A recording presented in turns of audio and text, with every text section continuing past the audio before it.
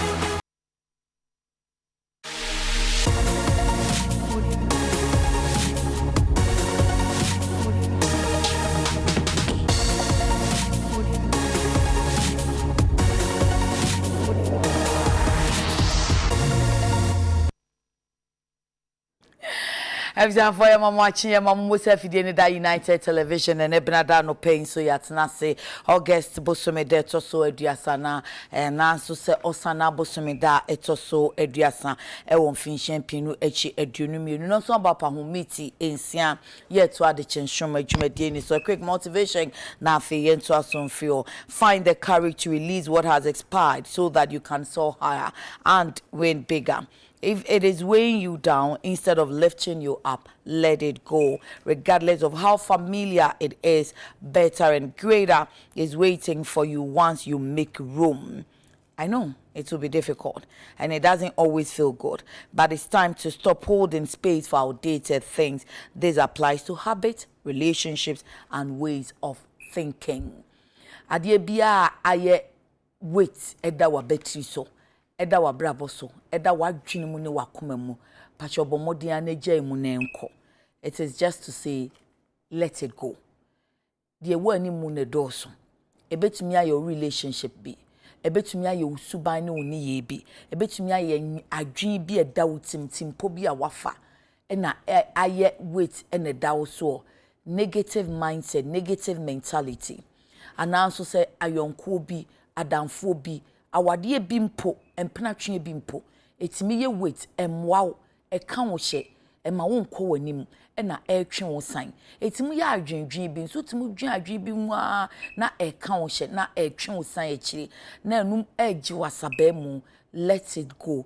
Eduru bi aya na eden matena ho ache adwuma we midimani adi akiri ache we ma yese ya ache ananso se bibi pa bi wom enye se bibi pa nim nanso boni anansinto wom no do so say papa no entu sha say all these years, after all these years, many den jai wate manenko na de wani mu a eba ene do so enu ne mu aduru enu na ebe mu awe ne big. So find a way to let all that go. Anything that is weighing you down, that is not adding to your life, let it go. Find that space to release it so that you will be free. Okay? Manenko, Daily Graphic pay 15% cola hits workers account. Colonel Damwa relieved of post will make Central Region preferred investment destination, says Minister. Planting for food jobs needs review. Former best farmer advisors. Back page of Daily Graphic. Man kills mother. 2 sisters at Jirapa. Daily Guide. Nana axes Colonel Damwa. Mahama attacks judges again. Registrar to scrap 2,584 companies. And Accra Zoo closed down. Ghanaian Times. Immigration officer lands in trouble for allegedly defiling 2 girls aged 9, 10. Colonel Damwa relieved of post as Commissioner of Customs Division of GRA. VIB robs medical practitioners for poor professional attitude conduct. ORC to delist 2,584 dormant companies for failing to file annual returns financial statements. We've not issued permit to any company to undertake reconnaissance, prospecting, and mineral exploration in forest reserves, says the Minerals Commission. The finder government pays 485 million Ghana cedis cola to public sector workers for July and August, says the Controller and Accountant General's Department. Same re-registration drops by 98% after deadline extension, and President ends Colonel Damwa's term of office. The Chronicle: Damwa fails to survive small boy onslaught. Shell sells petrol laced with water to consumers. Majority Leader MPs join Nanado to grace Ekonfi Deba. Baumia reviews plans to boost local production of doctors. The new crusading guide: NPA shuts down at Impoku Shell filling station for selling petrol laced with water. Minerals Commission CEO Skosuyeni on difference between prospecting license and mining lease. Housing Minister responds to false claims by Captain Smart. AG admits delay on disallowance and surcharge enforcement, says Occupy Ghana. Daily Dispatch: Kenyan election petition hearing starts today. Dragging Supreme Court in the mud is a threat to democracy, justice to Mahama. NPA shuts down filling station for selling petrol laced with water. Ajayi Buafari on thank you Ghana's digitalization process. The Inside: Stephen Kwabena Etua right. 20 reasons why Ghanaians are lucky to have Akufo-Addo as president. Mahama, he says Akufo-Addo Bawumia government, the biggest political scam in Ghana. And then Western Sahara: Morocco recalls ambassador in Tunisia over Polisario Front leaders invite. These are the dailies for today, Tuesday, the 30th of August, 2022. Just a day to go in the month of August. Around Ghana, yen correspondent in some Modibebano Ebie Enye, 7 section manable deba, sprinter basa edimika, ekum ejani oba ya ewo asante mantam no emo yebeko something Kenya miche wa asante mantamu wa ma eye nananom ene radio station Oyepa FM asumdwa ba wo mafiti omudwumedi asenti said yo musiesie ntemo no wo de ho amanebo ebebre yen Charles Ejui. And so, ede amani bobe breyen gold by a rebi otutus kaokwa ono so akwamfu wonfu akofi na wra ekum ni ya ewo wasasa man obeboye emu na krata ya efi mampeni atna ye ya secretary to the president and Sashasye Nana Bidie to Asante or Choye Edikoma Colonel Damwase ne contract yewu inti wonum danasini ni jumedino executive secretary Emma Importers and Exporters Association ejedifofe ko ne bakura something asaki aringo beti say ensem wosankrata nimu ene openi Colonel Damwanwa yese onko na nti eno ho nkomonso yebekura asaki ho na yene no akwakudi sesi idea ebre no konti abedwafo aye crowd yi yema wonum enkagengum brother and sister me mamuachi o ya na mo ho te sen ya me adom se efie nso boko pepe ye de nyame ase masori nhema abedie edwuma na ene ye bekagegum nti mo nkagengum we ene na ya so abusuafo the Wakata Daily Graphic ena me de hyase na wode owura kwasi kwani bosompem mfoni ye abanfo to sanfo controller and accountant general ni mfoni enna eda krata ye anim na de wakanya se na numu se ne nyina ye kaye no afibusumi sia osese ni mu enna adwumaefuo kubatan ede sorry de asem to aban anim se asetra mu boɔ ayɛ den eni nti aban emfa botonsika kakra bi allowance bi efra mu to di se kola emfa ma wo mo bosomi bia emfa to so ohamu nchemu dunu 15% ema oni aban twe na baba saa ene asɛm wa daily graphic dia beto dwane se afei de aban photo samfo atua sasika no ɛyɛ bosomi osana August de wo tua chesto tua July atua August de nyina ya na no ada ye nure ya na ya tua nyina ɛma ɛkoro na bra wo kyem no se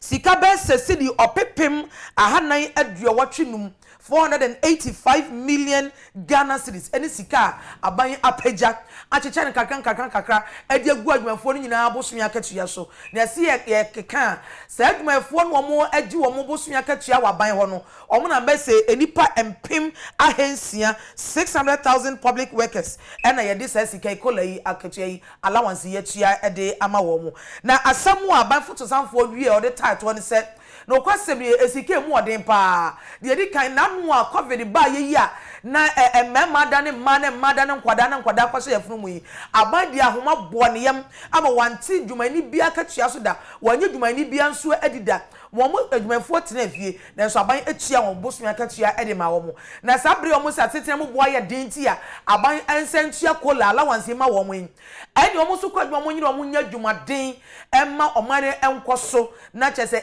enkyese ampa omo safata se sikai ede ma wo mo we eya fotu samu a aban foto samfo owura kwasi kwanin bosompem odi atodwa daily graphic the finder vigilance finfin akrata fa etoso enkron na adwa ene ya muntie sabre de owura ken ashigbe ne picture ene bo he chamber of telecommunication omo penny ene odi nsema atodwa se SIM card registration or see atia bafom si hu or see deadline of the beto so no ene July 28 or see nipa register as abre nko a eye 235,460 no tum say amanfo hu say deadline ne ba na nyasem ketwa no see mobile say the date na koso ka was twa mpe baby ntina or see from 235,000 no about 62,750 na chese to say who aya baba cost 62,000 kwa de yemfa moye ho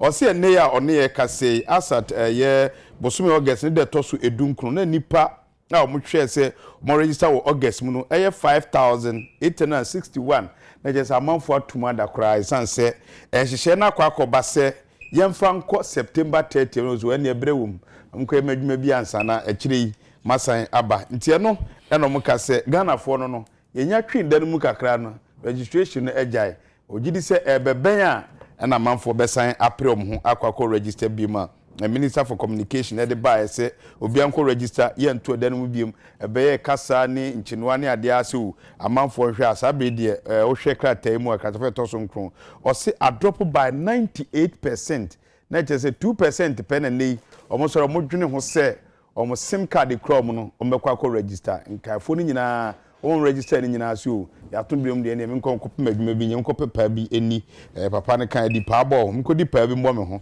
na registration de akirasem yaka nsabe ensama ababeto dwan SIM card registration no amanfo ejai we ye the finder ene de buy yo adwa ma min kokuma semra na Samson Kenya meche emayen update enfi menhia efa Oyepa FM ene owura odike ensem no eho sami akwaba ya anope update wo ho ni say yo ya me da se enra senior na o twetwe mu ye de tuja se Kumasi traditional council betra se enra dey e wo menhia na fi nsema isi ye efa Oyepa FM na fi odike ho nsem no omo ebeto aso ebisa na omato omo nsa asafre odike se onsambi hia traditional council ni na ya za de bono tofa dia senior yedikan adiaba enwa ne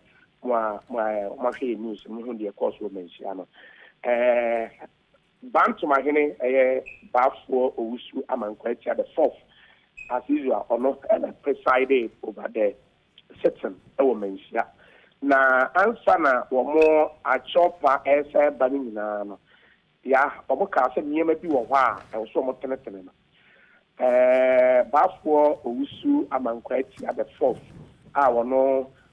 Presiding chief and also now presiding over the meeting. Misreporting the air coso media section of the media can say Kumasi Traditional Council order and also much or FM say into. Or say no credible. See last week answer on Baby Shiana answer 7 by for call off air now. The one and share or FM say mumpu monko na monko endu mu masiana se mamu nyejuma oso munim Ghana ense share ne Ghana emra ebienu nembom emra wo mu kasa o FM mpanyimfo kasa wo mu ayebone ena wo mu suggest sa wo se wayebone dia ene yenka okoyi na nka wakoka kire wo tiefo se de me yeye no antwaye nti no a chop and a media man and animal say, and you make off air, and I'm in Yajuma. Or say, no way, sab, Emma, Nanam Akai, and the baby and you almost share or your part or more minimum, or to share radio stations to close to the down that. And that we shall want to that I say, or your part FM call off air, because of Osha, Kumasi Traditional Council, yes, and we are not film say, or man, so no more castle or one castle moon, and also someone who will be out, and you come on Nanka, Monko Council or tearful. So, Yaya Bonnie, and dear per se, ye near to my back off air, no, my year day, day, patch, and see, I don't know what that. Ya, Minimsa Seminole, will be after so, TSN and Anum, the year or a part FM, opinion for Bonnie or Monfums like so, and I say a year I could see there or decay. Nana de kosi ya no say yes sir we won sempia enam si ebu nti no we repa FM force so enam so mu ni ma mane ni amamre ene ni si na o twetwe mu na nanam ka say omum a chopa no mu so omo enko no omo ene omo ba no omo de asofo mpanyimfo ene baaye di odikan eye most reverend man asante ayi nenim say emre bi atwam Peace Council no or not no to training e Ghana ha and I say asofo pon ahodo a omo ka ho a omo ba na nanom ntino omo de omo ja ato are ba ye omo ka fa wie ya na nanom e ka sai omo tuma omo e ma obi a kan de enti de ko wie ya no say my bibi na mo fi se mo no ho na mo de nyame adifo a omo wa asase so abadia na nanom de omo ntimi enka so omo nye saa atropare ntum omo agye atum dear or your FM for year day a soft penny for buying. Among us, assembly any what. Nemo my foot and a woman, or a two or your FM for now say media houses meaning or more day a two yen for internal and no chop panel or must soon if it's a much as a delegation now buy and yeah, none of it me a castle moon gin to crack let a swear me and then summer.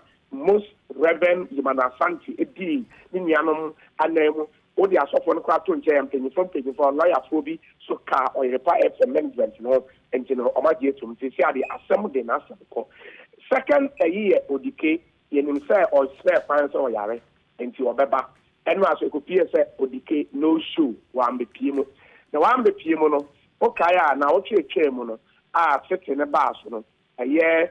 Ohine baako eka se odike eba no no ba nko no na ne ho put cha no ti mo se wa yare kra na sa nti no o so onfa enkra emra na no mo se ka 2 weeks time e no mo se de o mo mpene so omra ti de ko wi ya no se enu asoso no ya ade a odike o mo kire se wentimi ama ohine no so ohine bi eni wa se ni krom hine se ye van bu abasa omu nyina kire se omu hwe odika omu nyade omu hunu nti odike die nde no show enra nti no so far ya de course e wo menhia yiti enu asoso no ozo na na mo to mo sa the regional security council regional minister Simon Mensa down na enam say bible ensem nti no eno de omu ye no closed door and as behind doors and no dear and ya some dreadful ya ewurem and also so no kama wo mu etio and dear and some of them can ye dear and ya pie efisɛ na yɛ kokurom ɛna ɔmo kɔkaeɛ sɛ ya deɛ no esi bɛnhyia no na odika ma no den na nananom ka fa ho ana no de ho asɛm am bepija kra ɔmo bisa bu abasa sɛ sɔn sɛ ɔde nkratɔ maa so ɔyare nti no ɛna ɔmo kaa sɛ na ɔtwe mienu de ɔmo mpene ɔmmra ɛna ɔkyerɛ mu sɛ wakɔ odika fie baabi a wɔsɛ ohu ne biara no wakɔ ɔnte ne nka ohu no ɛna nanam sɛ okay wɔmo hwehwɛ no sɛ kwan biara so no odika ba bepie sisi adeɛ minim sɛ pambɛn ɛna odike ɛbɛba hɔ so ɔbɛba anaa ɔma no deɛ mesi sɛ ɛyɛ mmerɛ ɛna bɛtumi akyerɛ starte adwuma wo ma starte yɛambagyɛ afi wo ma starte adwuma radio station ne yɛ adwuma ɔyɛ pa ɔma starte adwuma ɛmmerɛ na ɔma starte ɔmo yɛ adwuma ɛmmerɛ a ɔmo ɛfiri manhyia awie yɛ a twɔpa no yɛ no ɔmo aba nkyerɛsi adeɛ ɔmo yɛ adwuma sami mo yɛda ase Samson Kwame Nyameche amanebo na yeti free asante mantemu no ajoa nkwa aha UTV abusuafo yetoa the one cat emu nsem no so daily graphic kratafa to so miensa awatworo ede aba wasi owura ne dindi George Asamoah amankwa afi 2014 ono ye yi ni se akuafo nyina hene ewo Ghana na wode ensem bi atodwa se aban no dwumadie bi ode aba planting for food and jobs no wase eye dwumadie papa ye nhihye ye eye papa ye etimumpo eteche ne eye mfaso wo so ehia mase ebo aban aba so na mmom no ba bia dro le hia se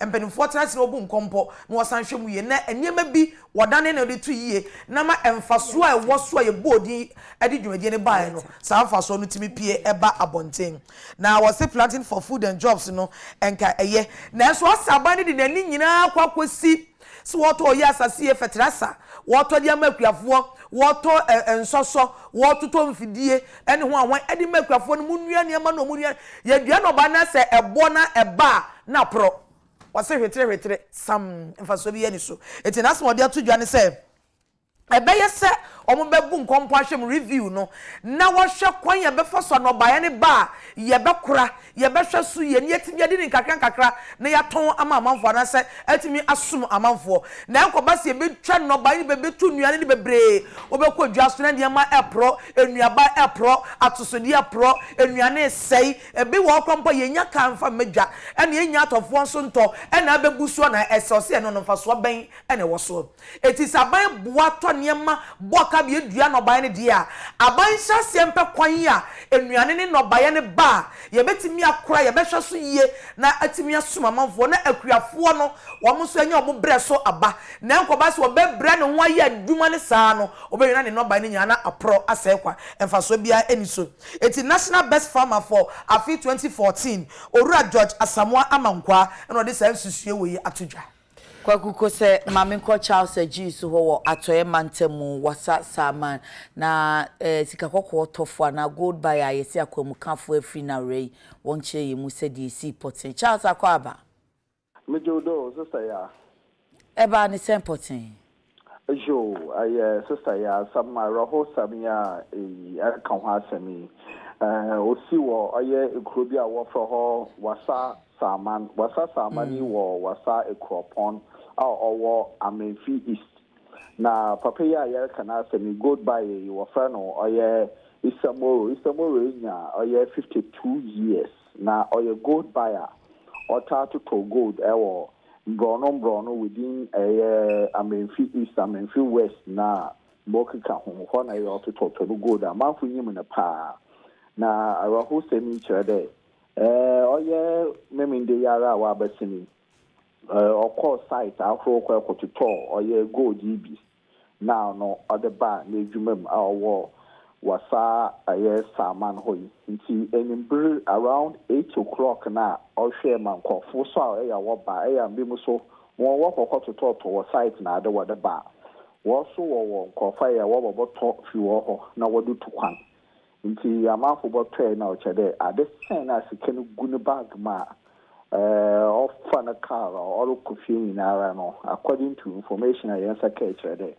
na oye an robesi wodi na echi ntete na wokwe kohu bebia ni fie wo na oye isemoro ni fie no ochada wo outskirt the oye wasa saman ochada ni fie na ato no ho new site kra afi na wa kwekwe sineda na esi hwa onye ne year nom na namba owo year nom ebien na mo fama ebasa wo kan ho a wote oye ifie ho nti okodru fiara a ode ne bag kwoto ho a otna ho odidi wie ya ohwepe na nkofi abo ewo ho anro besi bo ewo ho an wo de treat share no do na what trende le bia ni sketch biara onyumbra na isamo yi skani nara awon ho odama no yu won wie pe anro besi ne dan wo ho da woro kope na o chance de orienting ewiu no munara na anroba kor ohye bush watch da worko no akuru kechiri ono so hwa kwando de ana jenjen biara se police fo ananko fu bi baba de worba baje nko eye papai na nebusuafu ya wenya kwan no so wa inform na nko fo na wetu wegwan ana wa bibi nti mo ohye bush wana ono o tetaw no after papai yo ye samoro ogudu okano dare pe no de na ewiu no no ometru no dada pine or the boy self-seen in Akoko, ma Ocheshi. Around by 10 o'clock, information to police of war. That bra woke could do one or other. Isa Moro in a day, Resha Yorikasi, when Tumwan Sapo, Ama Waba by Yamede. Madame Abri, police of war, our war, a wasa equipon, Asham Bode. More the way you be around one Sabaka and Robertson, one Sabaka one. Now, when woke the Sisiara, the Moncofono, outdoors, Papa. Especially when I wear illegal mine or what for macho robbers and our macho men are when I betrack a sarcastic and attitude be brave or Esiara no be brave, now walk it through our wedding and bush or no circle to good another a discabing and bush whatever a good business beyond sharp. Now we shoot another way if you ask into Wuguda, where you should the more unrobbers. Now I show you and the multi biara. Once about come on.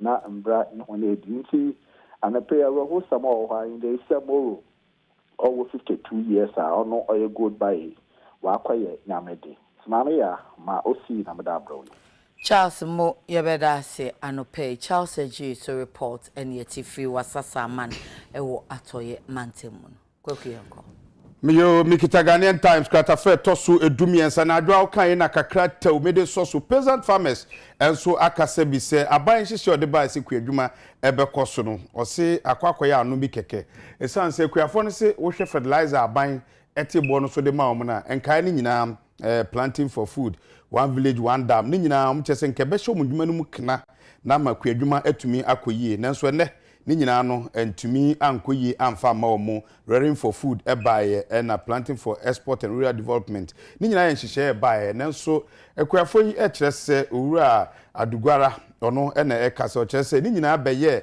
kasa ano kekekwa ne mmakuafo anche de nya ho mfaso ose fertilizer na munya ho mfaso kakrakra Ukraine ni Russia ntokwa ebaye pe ose fango bo akosoro sanso na ntokwa ni fertilizer ma fertilizer no so ne bokura akosoro kyese enei omo kyese 1 acre kra no so wo ye ho adwuma eye eburokura wudua wobetwa bewie no na wabɔ kasa etama aya ano keke ntomo so ka bi se aban hwɛ na planting for food ni sa nyoma na ode ba efa kwadwuma no onye nsakram no onye nhwehwem na nyoma o ka so ode wuram na ayeyi no onfem rum esanse ekuafo ebre Ajwa me ba ma me nkwa ahoma ne so na me ni owura Samson Asaki Aringo Bate Executive Secretary Emma Importers and Exporters Association of Ghana eni nkomo krata eye enura na yehu bi na so hwe date a krata ne ba bontin dia na eye fie da 26 August 2022 I free office of the president and watcho said dear Colonel Damwa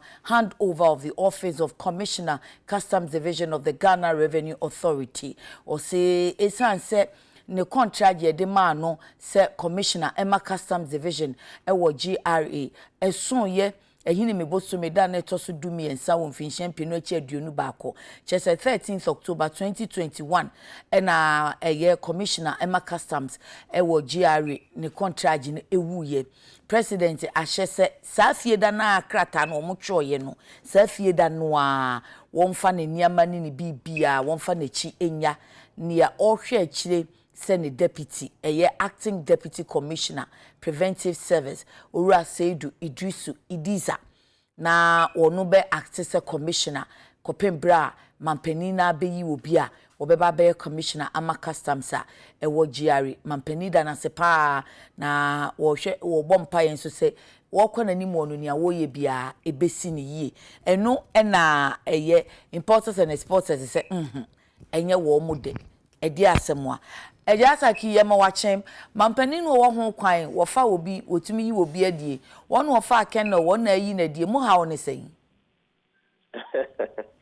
ya michao tifo ina mia mi chuchu mutu wo hode wo Ghana ami wo Ghana yo bati aya ka onia be ma se o na yekono fa okobunu a yedu me no yedu bunu na osi na mesumi tu aso kono nte ye wa kwan ba ko wo ye menua ba but very held me said that me chair with for ina yeah Joso na mama ma wotia say yes you know the kind e ka wa sam no into no o man pan no to me say on appointed and o man you know to me say on to me two ade they say o call asantemaya o sasola but ma akwanja o ya bonia na o say oje no kwanja sorry free kwanja no o san install obi Mampanyi has no bounded by law to come and tell us what exactly why he's expelling somebody from his appointment. But Mamima uti for NTSA.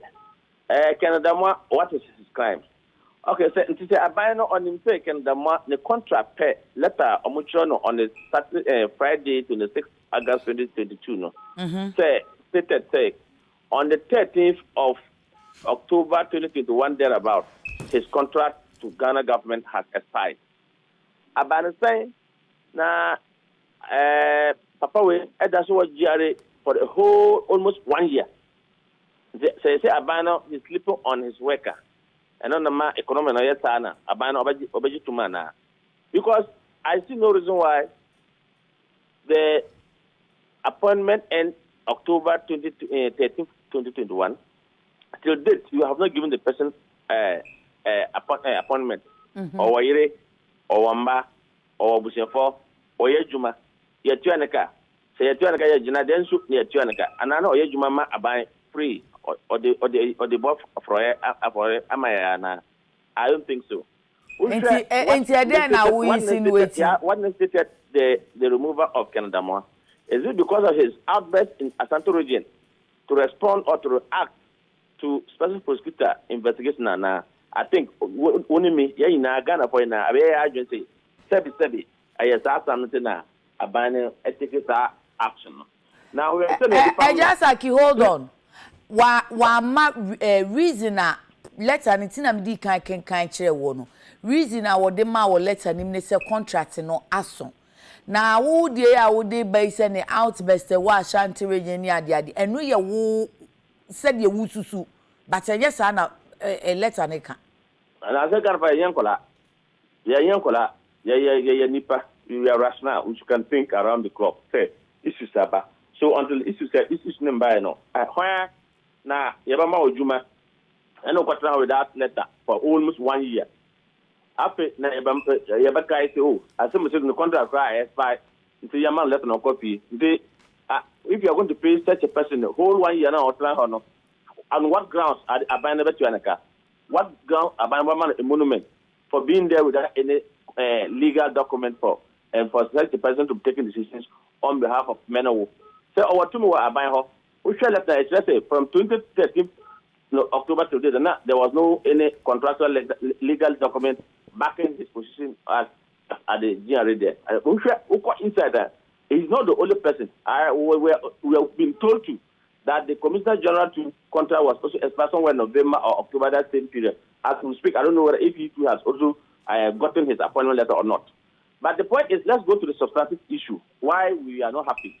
We share since the Mobile take over custom. He has instilled discipline into custom. He has brought revenue into the country.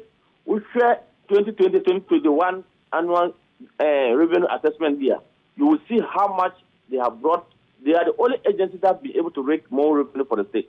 Apart from that, quite recently they went for management retreat. He was rallying his men and women around to make sure that their target for annual year is 20 billion Ghana cedis. Yet in that management they were looking for to raise between 25 to 30 billion. That is how high morale. Men and women who were in uniform were not promoted. Canada started instituting the promotion to make sure he instills that morale between back to the custom division, so that promotion was due them 5 years ago, 6 years ago, 4 years ago, 3, and they were grumbling. There was wrangling between them. He took it upon to say, look, we must promote these people in order to put an on them, then we can get the best out of them. Quite apart from that, let me put it on. I've sent you a document. In that document, I think on the 13th or on the 16th or so of February 2018, I don't know, I sent to you, it's on your phone if you can open it. In that letter, that is an internal memo from a commissioner of customs to a commissioner general seeking at that time, say, Obi Biara or the project, and this was specifically letter meant for Omo Amukra and every Amalneba. So Obi offer 20-footer container by 20 containers at the go. Ufa so maybe yaba number of containers also 20 containers. Yaba the GRA for that matter custom division would like to give such a person 5% discount, special discount. So Obi offer 20-footer container by 40. Eba yaba mano your friend is saying 8% discounting. Obi offer 20-footer container 40 and above. They will give that person 18% discount. So that letter, no, it was addressed to the Commissioner General of Ghana Revenue Authority to approve it, which was approved. It became an internal OSP standard operating procedure.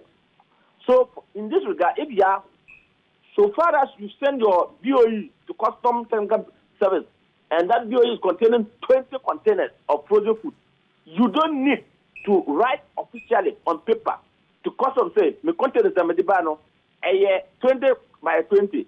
Okay, I stand to benefit 5%. No.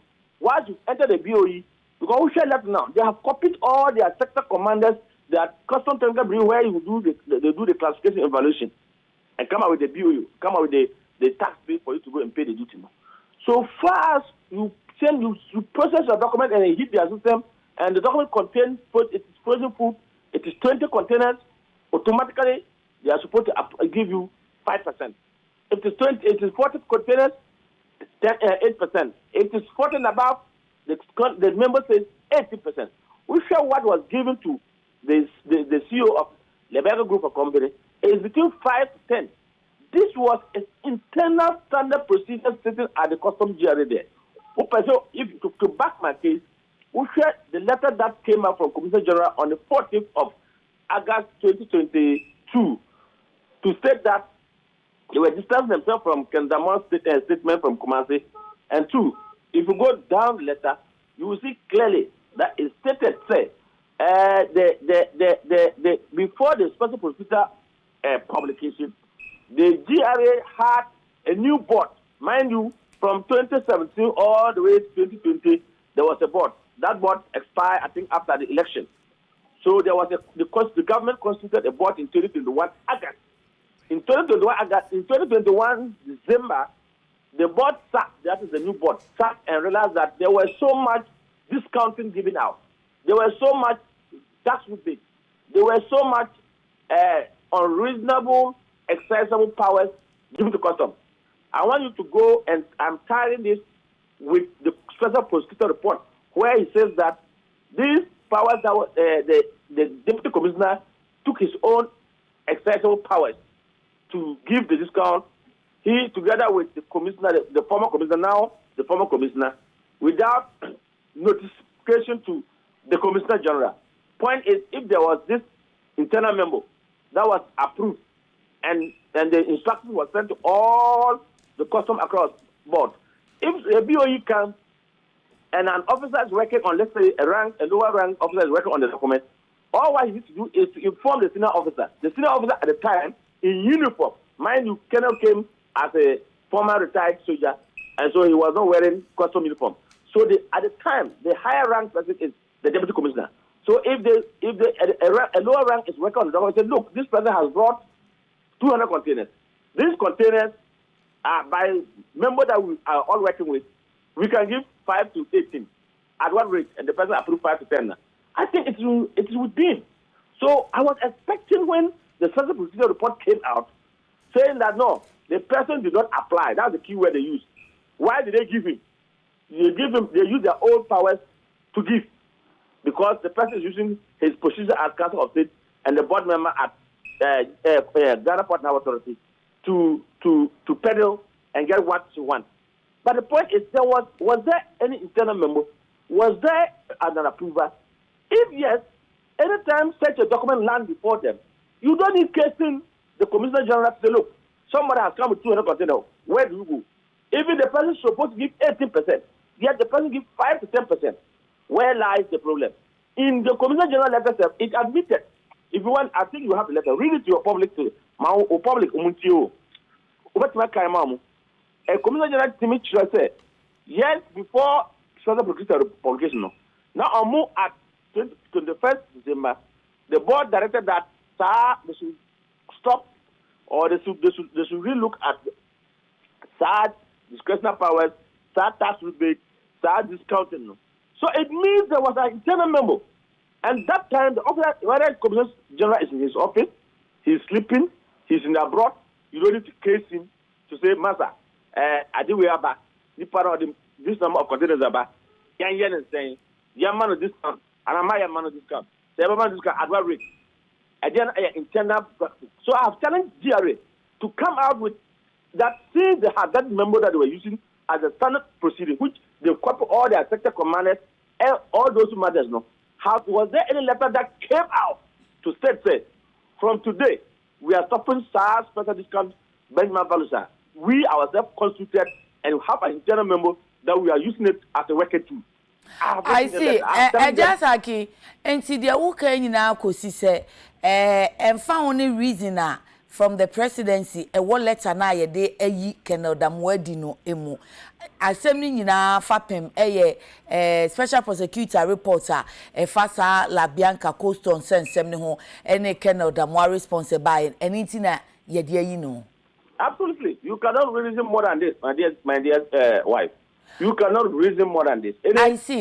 Now, Edena, Ebema presidency, ISA, ban all fight to corruption, special prosecutor, Yen Juma, Colonel Nonso, Ewa, Nonso, Yen, the church, which I say, on no crampo, ama 18%, or ma 5%, I no cramma states in Yeska, and in Yama who do our bosses, all ye Eddie Abwa commission, 80 and Ebemia Yin a Diesa. And so, for Bisa, my opinion, say. I think going forward, no, we are as a country, no. Some of this is now. I mean, I don't know. It is enshrined in the constitution that president can fire and hire and fire. But sometimes there will be you there. So I almost say, in the private sector, you there, the gross misconduct. What? They will tell you why they are dismissing you. But going forward, if we are going to look at the constitutional reviewer, some of these things that we need to, because I don't know. Obviously, I don't know. Flowers are catch on my president as I can do your unity, and you didn't say they won't ever come tell you why you. I don't know. Sometimes someone also has their human rights, and I'm saying, and I want you to call GRA Commissioner General's office and find out why did they deny their own internal practices and procedure? Was there any letter to that effect? And when the special visitor was fingering this, I guess so. I guess that Kandama was angry in Kumasi because he think that this was a standard procedure he came. And that was why I asked her, the Commissioner General Obama taking over office now. Doesn't mean he didn't read handing over files from Kofi Tiana. He didn't know that there was this internal memo to this effect. So if assuming that admitted say he did not read any file. Is he saying that since he became the Commissioner General now, he did not meet high ranking GRA management involved with the domestic and then custom division to know how their standard procedures and operating practices are? And what is there, so that if as a new head, new law, new king, new law, that would say that okay, with this I can work with this. Maybe I will also come out with my own internal memo for us to go this way. And I'll go and bring me another internal member saying that we are stopping this. Then I can come with my directive. I see. In his letter that he issued on the 14th of August to respond and to tell Ghanaians what GRA is doing, there was not anywhere that he said that. Even when I came, he did not admit that I actually came to meet this standard procedure from my predecessor. But as a new boss, this was my directive, and this was my memo, and this was what I even stopped it. Yet this was when I had to give the discount without my knowledge. He didn't clear himself. So meaning all of them are involved, and that was why I was calling that if the custom boss is gone, then the Commissioner General should go. Oh, okay. Yensha said ye beko akusia no pay ye da se papa. Ura Samson Asaki Aringobit, Executive Secretary ma Importers and Exporters Association, or say Ura Keno da mwakwa de ne de wohwemwa enyo no nkwa ne di kan reason na omude mafi mampani atena ye wosu say Ghana ni bia nim de ekoso ankasa ena enye Keno nkwa nti se Keno kwa omo makaka ne ho no so mo so enko bi omanfo masomo a ye nkwa esi abeto forma na asise nwura abenso pishu pa se to forma nwura nyina dodo na ne beko nti awura mame enko wona wo ayu area busuafo madaro ma yeto aso enra se ne na ye bomo amane ne se owura bi a woko Accra Zoo so woko bonani akwoma ya yenim de ko ba ye okohuri ye etu jatabru wari buomu a obo no ku no okunu we mum wanwe no kopin se emu adwumafo no ba ma emu no so de ko ye enasam a the Workata Daily Guide actually abetu dwane se Accra Zoo yatum asem ne nyina no ya closing it down tiawa Sadia Rabi so mafa the insight ha kratafa edi kan ene de toss me no asema mam CCDD e the report biaba na report ne se wo mamamfo e kan Ghana for chese oha nchichemu aduoson ba ko se mrahye bidwafo ya nyom ni ba ko moduma nsani eno ene nso chese epo no mu eno moye sa eye enhwehwemu ni omayama ne bibiri e kasaye no chese oha mu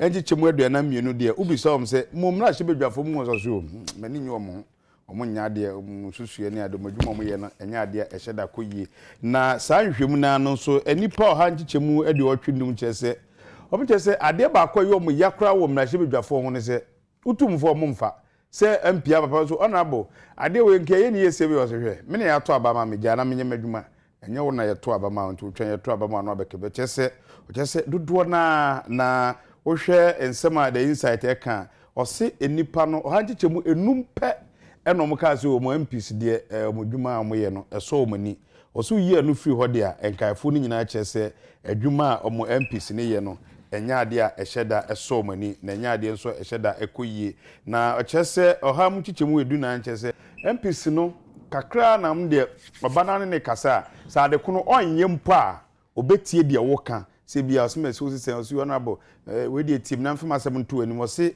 oha chichemu edu nan na om de eya omoye krado se ombetie se de amanfo no eka se okay yenso ya adwenkyire nie enti obefa na womfa ochese eno pe na okasa omu etie nkafo ne de okahwe a omumfa enti the insight de abatia wa ne chese Ghana fo bebre chese mrahye bedwafo nya de omodwuma ye eso mu no mchese epo no mu na omoye nhwemu na mu bosumi de toso aduonu ensia na omde aba abontin so Ghana fo bebre chese mrahye bedwafo adwuma mo ye no enya ade a eso mu ani metuaso ewo Daily Graphic krata no mu na watro de abase owura bi akono mu ensa abrose tam obafie obi ya mi sare hwe wono nso nkan hwe na okobo owura mu kase kwafa woma ade be wo ne mame se de wo abese de wo fufuo akum ne mame okum ne nua ba pani na okum ne nua ba ketoa ne nua ba no ba ko eba chese ye owura wo fashion achi wono nso so ma wo ba no so de bo akore nyame adoma akore de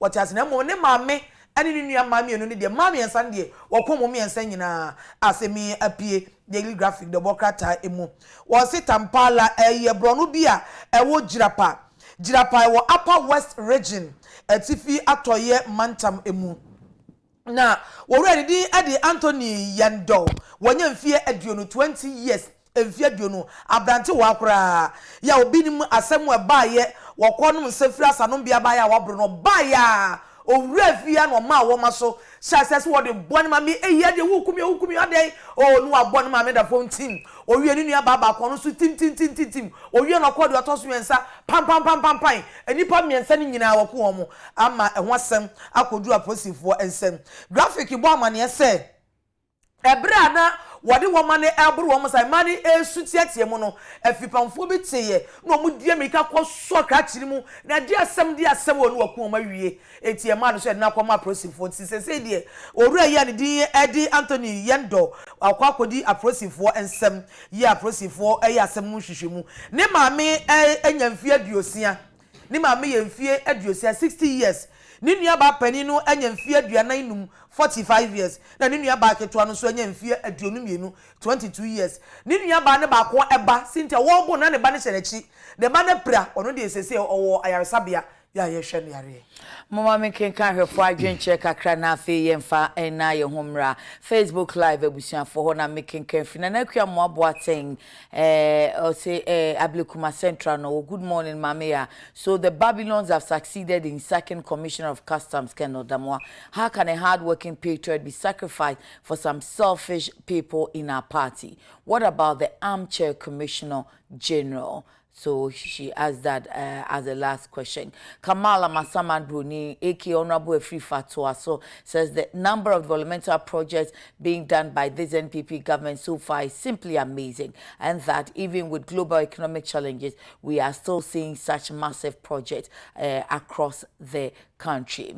Nana Kwame Opasco, so good morning, sister. Ya kudos to Mame Ama, CEO of which one? Oh, sorry. Ma Lucy Ohonti mihuma wa echiri making kan ma why said you unu amodi to aso no na pushing we kafra enti ma menko obi foforo de so na making kan emfa emma no na let me see mo de to aso say na ya na emma mi school ya mebre no Teacher Kujo Tepanyina, so how can someone who has ever been voted as president of this land be so irresponsible in his utterances? Up to date, you have not been able to collate your results for the 2020 elections, and all you do is to say you were cheated because some spiritualists said you will win. It's always the NDC who have problems with the law, although they wrote the 1992 Constitution. It's clear that the NDC is a bunch of nation wreckers and saboteurs. Greetings to Thomas Amwakon Adekye. Nana Kwame Opasco, okay, so yours is here now. He says greetings to Asantua, Mamia Masantua, being CEO of Team Emeralds, and happy birthday to Vida Ifofuriwa Bodu of the Presby Church of Ghana. Ajua Roberta, Mrs. OKFM, good morning, Team Adekye Nsroma. My question is, will Ghana work again? Asem Sebe. Honorable Watara says, I'm watching you live from the United States of Amasaman constituency. Special greetings to Honorable George Asari, aspiring youth organizer of Amasaman. And then Stephen Kweku Abuaje from Wabieja Amwaman, Echima Wabieja North constituency, deserve a tarred and asphaltic route and astroturf among others. The constituents are applying on dilapidated manhole, Mfucho and Atechenkwa routes. Yeah, some we are gali photo message. Do baby also the frafran and ya bread. Vincent, the boss chef, says hello UTV. You are doing a good job and you are looking good this morning. Okay, we honorable Watara. Udi abakakra ma kwainem na foforo so emfa wo mu de emra why na yentimi kinkan foforo de emma wo mu. Se de aye ne de ye be dia dance na afi ya mayimu so. Ajodi adansi adansi ebusia media sida emma the days classics ya owo Accra East Legon na daruma enenne oma matade fefefe ehye the days classics udru East Legon ni Gethsemane Gardens no na ehwe animu ntu ko ho wontade maba wontade fefefe bebre ewo ho wo person friend na number is 055 755 7041 055 755 7041. The Days Classics Midawase. me so me da mo ase kwaku adodie die nyame na di ache no nti woni bibia ka kwaku e kire ye behia wo no we message bi na person bisa o na minim se o se asem bi ba o se aya na no de ha obi pa ba to bo so no obi so bisa ho asem o se achemeta forest e ho nsem ba owu family ni ade no wa na obi asan se nim nipa na wawu no owu family e be kwa akobo mama ne na me se ne de forest ni nyam fam mo ye ana sesa amanu yi nenu anu no